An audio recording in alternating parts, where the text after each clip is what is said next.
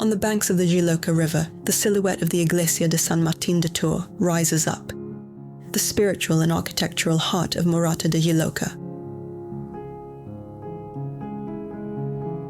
The building is one of Aragon's most distinctive fortified churches, a type that combines religious worship with a defensive role. Its present appearance comes from two major phases. The first, at the start of the 15th century, created the original Mudéjar fabric and its decorated facade. The second, in the 17th century, brought a major extension, adding the apse and the upper gallery of semicircular arches that crowns the walls.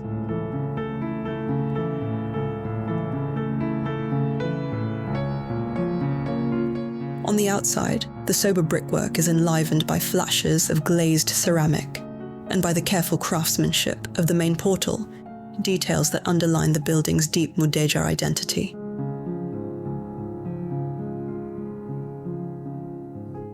Inside, the church is arranged as a single nave.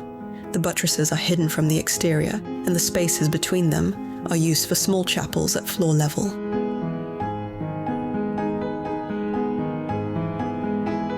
Over the central space, ribbed vaults spread out in beautiful geometric patterns, a feature it shares with other churches in the area that were built or remodeled in the 16th century.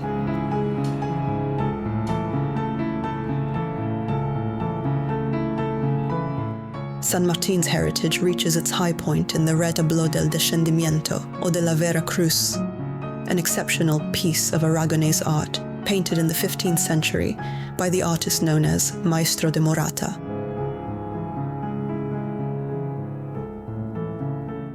After 6 centuries of evolution, from its Mudéjar beginnings to the additions made in the 17th century, the church remains the most important architectural and social landmark in the Jiloca Valley.